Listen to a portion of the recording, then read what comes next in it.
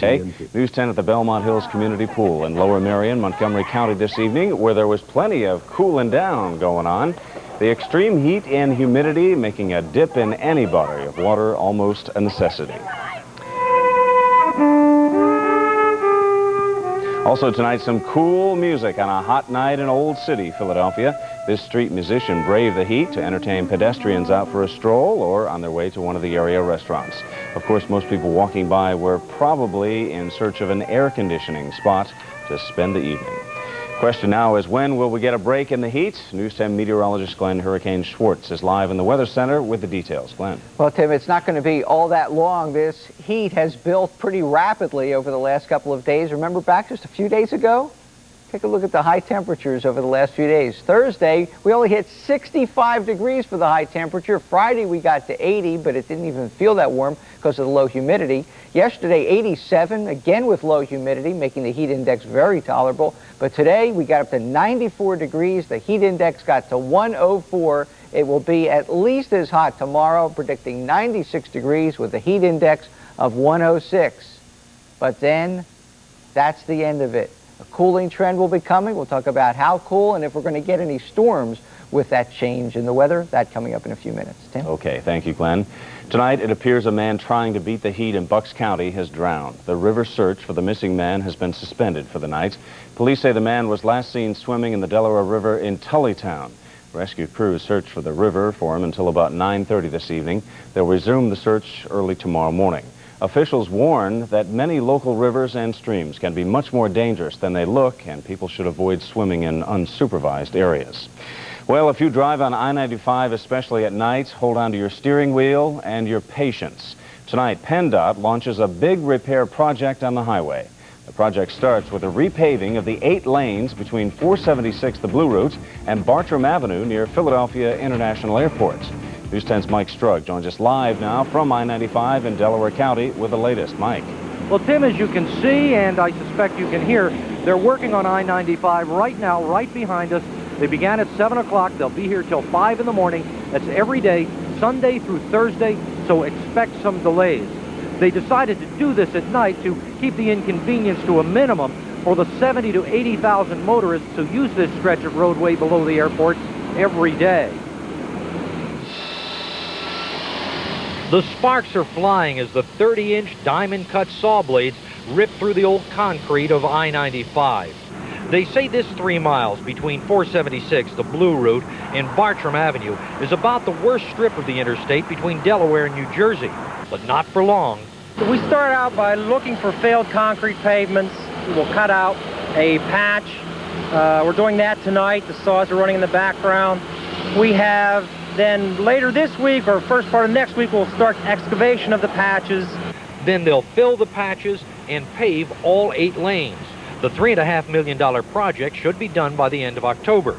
Of course, if you happen to be sitting in the traffic backed up from the construction site, October seems a long way off. There's little I can say for the traffic tie-ups, but later on this fall, it will ride better and there won't be any tie-ups. When complete, this project will give the roadway another 5 to 7 years of life. But there's a bigger project in the offing. PennDOT has been looking at alternatives to completely reworking I-95 from Delaware state line to the intersection with the turnpike. That's currently in design. It's on again, off again, and I don't really know what the status of that project is. So let's deal with one project at a time. Right now, as you can see, there are 2 northbound lanes that are shut down. Southbound lanes are flowing freely. But during the course of this 3-month project, the lane closures will change. There will be occasions when 3 lanes in each direction will be shut down. So expect delays between 7 p.m. and 5 a.m. on this stretch of I-95 for the next 3 months. Live on I-95 in Ridley Township, I'm Mike Strug, News 10. Okay, Mike, thank you. Also tonight, a reminder about another big highway project in the area. It's a repaving wrap-up on the northbound lanes of Route 309 in Montgomery County. This is the last weekend, though. The lanes will be closed. They'll be open for good at 5 a.m. This weekend, crews worked on the entire 10-mile stretch in the northbound lanes. Repaving work will continue for several more weeks during non-rush hours to repave the southbound lanes of Route 309. Pennsylvania State Police tonight are trying to find an apparent police impostor who's stopping motorists on busy Montgomery County highways. Early today, a car with a flashing blue light pulled up behind a male driver on Route 422 in Oaks, but no one got out of the car.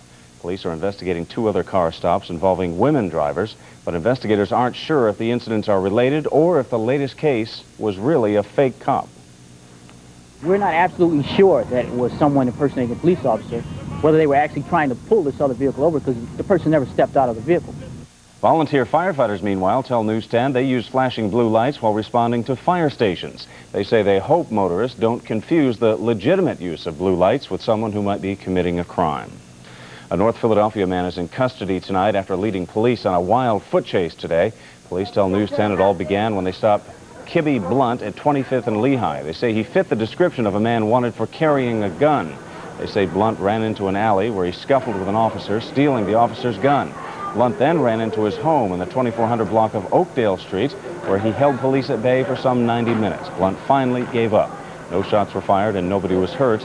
News 10 just checked, and police say Blunt is expected to be charged tonight. There's new information tonight on one man's fight for the reward in the Andrew Cunanan murder investigation. Miami caretaker Fernando Carrera is heading to New York City to collect a $10,000 reward from the Gay and Lesbian Anti-Violence Project. Carrera's 911 call led police to Cunanan, who then shot himself to death inside a Miami houseboat. How much work when I found out, when I hear the shot, I thought the shot come to me. I have to run out myself and my wife. How much that's cost? This don't pay for any money, believe me. How much that's scared I get. A total of $65,000 was offered by various agencies for Cunanan's capture and conviction, but so far only one is giving the reward to Carrera. It was 1 year ago today that a bomb ripped through the Olympic celebration at Centennial Park in Atlanta. The explosion happened at 1:20 in the morning as the rock group Jack, Mack, and the Heart Attack performed on the stage. Now, at first, the crowd was stunned, but then panic struck and thousands of people scrambled for cover. When it was over, one woman had been killed in the blast and hundreds of others were injured. And a Turkish cameraman rushing to the scene died of a heart attack. And a year later, the search for a suspect continues. The FBI has again released this composite sketch of the man believed to be responsible for the attack. Just days after the bombing, Richard Jewell was considered a prime suspect. Jewell was first hailed as a hero for spotting the suspicious bag containing the bomb. Later, he was the focus of the investigation. And in October, Jewell was cleared of any wrongdoing. Now today, dozens of people gathered once again in Centennial Park to remember Alice Hawthorne, the woman killed by the blast last July. NBC News reporter Jim Schuler has the story. In the July heat of Centennial Park, tears today and prayers for one of America's millions of Olympic visitors, Alice Hawthorne from Albany, Georgia.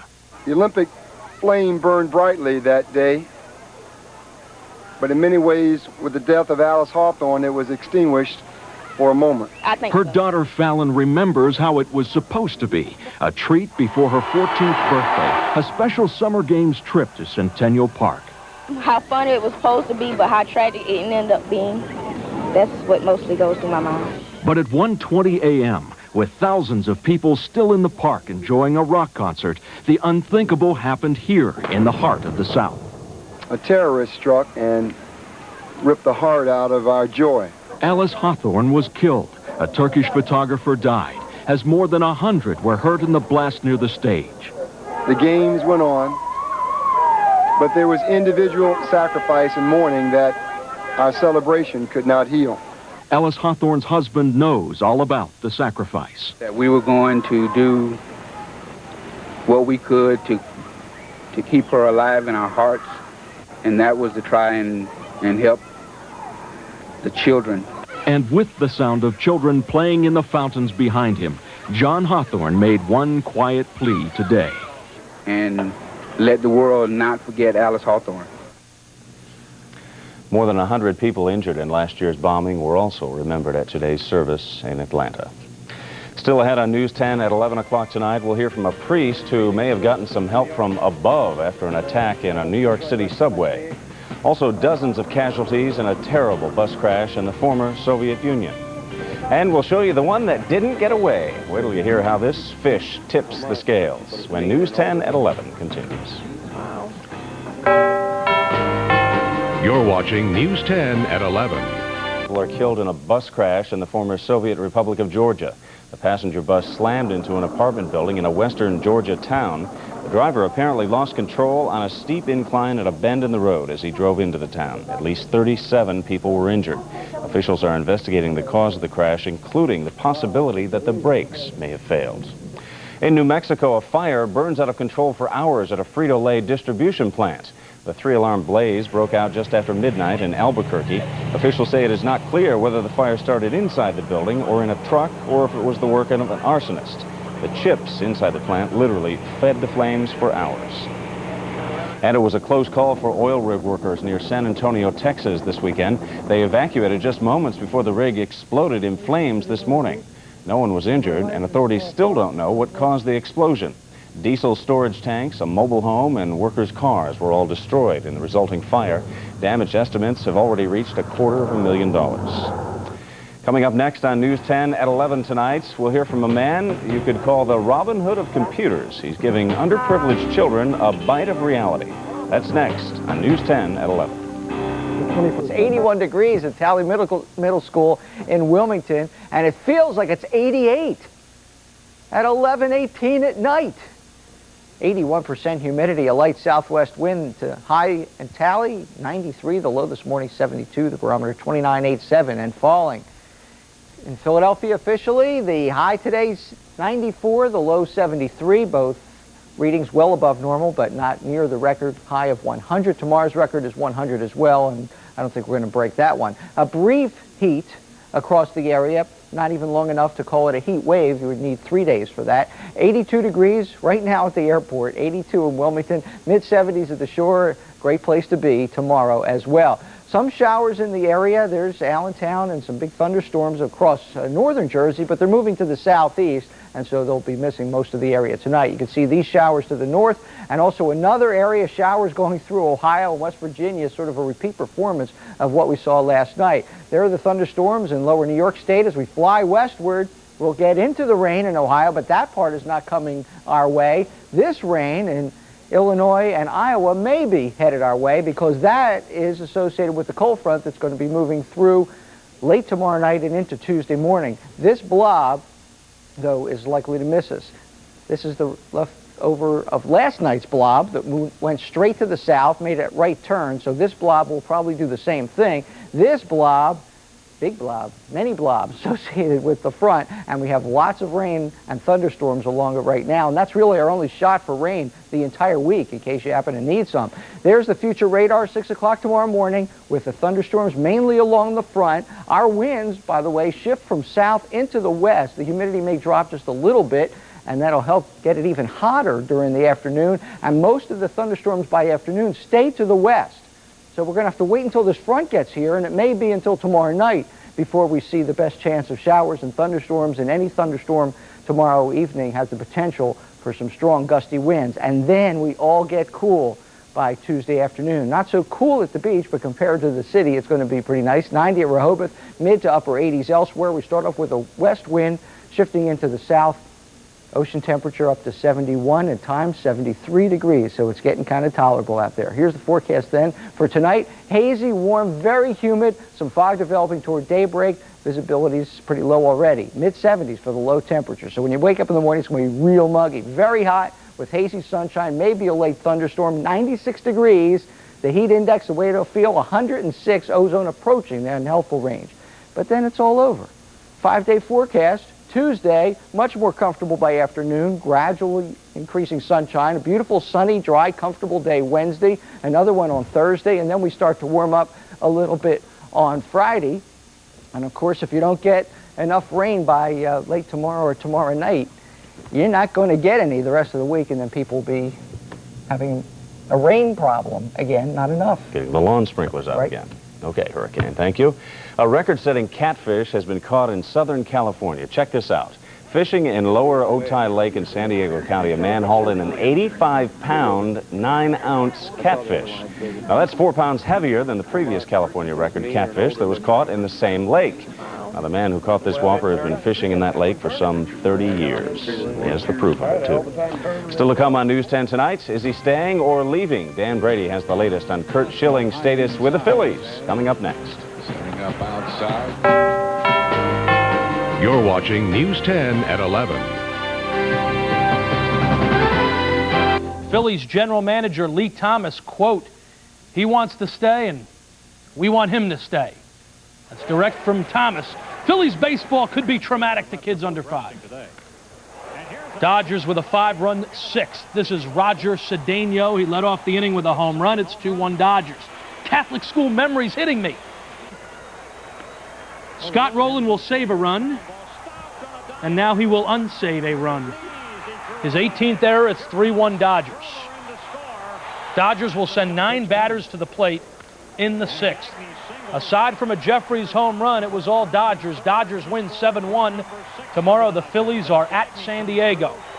The Eagles back on a very hot, humid practice field, right, Hurricanes? 96 tomorrow. Hurricane is just mentioned on the practice field tomorrow, 2-a-days with the first practice at 8:45. You're taking a look at Greg Jefferson. He's number 79, although I don't know where 79 is right there. But Jefferson, his next NFL start will be his first NFL start. Here's Ray Rhodes talking yesterday on a number of different scenarios at left defensive end. Of William Fuller, almost the same. That job is one in which we have Harris, we have Jefferson, and also Jones. Those are guys are competing for that position over there, and Greg stepped up a little bit today and made some plays. Andy Harmon is number 91, and he is making up for lost time. Harmon, who played only 2 games last year. Here is Harmon, whose last game was against Miami in Week 7. Well, the first day of camp was a big day. This is a big day. Each step along the way this season is going to be a big day for me as far as, coming back from this injury. I'm kind of getting sick of talking about it. Hopefully, in another week or 2, it'll be tested and prove that it'll hold up, and, it'll just be a past injury then. Sports Final is in 7 minutes. Howard Eskin holding the News 10 microphone like a sword in a black T-shirt in plus 90-degree weather. His interview subject, Rodney Peete. Sports Final with Eskin, the King, after News 10 at 11. This is the American Bowl in Dublin, Ireland. Our wire report said the fans were baffled. I didn't say that fan was baffled. Steelers-Bears. Steelers have the football. This is George Jones. Played at San Diego State, had a great Senior Bowl, and number 43 goes 35, a 35-yard touchdown. Cordell Stewart had a terrific day. He passed for 131 yards in the first quarter. It's the first ever game in Ireland, in the NFL anyway. Steelers 30, Bears 17. Jeff Maggart had a 4-stroke lead going into the final round of the Greater Hartford Open. This is Brandel Chambly. Watch this spin. He's on the par 5 13. Look at that kick. Man, wish I could do that. Sand wedges it in for an eagle. He's at 12 under. Stewart sinks 66 today, matches the tournament record of 13 under. Here's Maggart, 18th hole in the high grass. Third shot is a wedge. He will bogey the hole. He will finish 1 stroke back. He will not even get into a playoff. Tom Byram had a chance to get into a playoff if he makes this putt. There will be no playoff. There will be one winner and one winner only in regulation. Stewart Cink, C-I-N-K is how you spell his last name, his first tour win. At the Michigan Speedway, this turn 2 was very tough to get past turn number 2. And here is Christian Fittipaldi. Easy. His tire went right over the car, and there is the lonely tire. Now Scott Pruitt won the pole, and he is on turn 2. And he finished 14th. And he's in the marbles, and there's nothing you can do. For the 3rd time this year, his first win in a 500-mile race, Alex Zanardi. His first win on an oval track. Only 11 guys finished the race. It's a nice shot of Zanardi as he wins. He's a hot driver. I'll be racing Hurricane home in about 10 minutes. Oh, he's easy. Watch out for turn 2, Glenn. Thank you. When News 10 at 11 continues tonight, why tonight is Ladies' Night at the E Center. It's a big show under the stars. It's next on News 10 at 11. You're watching News 10 at 11.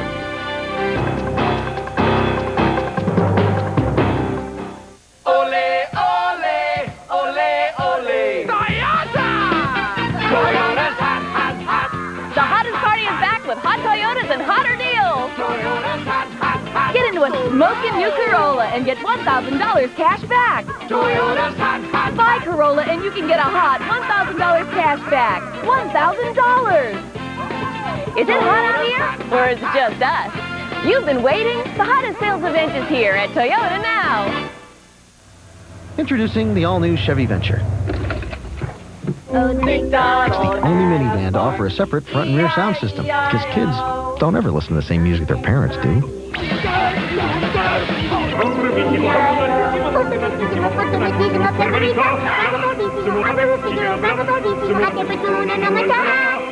Chevy Venture is here. Lease a Chevy Venture for just $289 a month for 39 months. Initial payment $1,814. You're gonna find a surprise to light up your eyes with a smile that makes your day. And you know that the price is always nice, 'cause that's the Walmart way. Walmart, there's a smile on every aisle. If you've got a room or apartment that needs furnishing, we've got just what you need. Right here in our home furnishings department. Walmart, there's a smile on every aisle. Reports of seismic activity on planet Mercury have been confirmed, and the prices are crumbling. This is really shaking things up. Now you can drive Mercury Grand Marquis for around $19,708, including $1,500 cashback or 1.9 APR financing. That's less than 20 grand for the #1 in owner loyalty, Mercury Grand Marquis. But be quick, these tremors won't last long, so see your Mercury dealer before the savings subside. Finally tonight, it wasn't just the weather that was hot on the waterfront. Plenty of hot tunes at the Sony Entertainment Center in Camden as Tracy Chapman took the stage tonight. Chapman was one of several female acts performing at the Lilith Fair. The name comes from Jewish folklore, where Lilith is considered Adam's first wife before Eve. Tonight's musical lineup also included Joan Osborne and Fiona Apple and several other performers as well. And that is News 10 for now. For Hurricane and Dan and all of us here at News 10, I'm Tim Lake. News 10 continues at 5:30 tomorrow morning with News 10 Today. Sports Final with Howard is coming up next.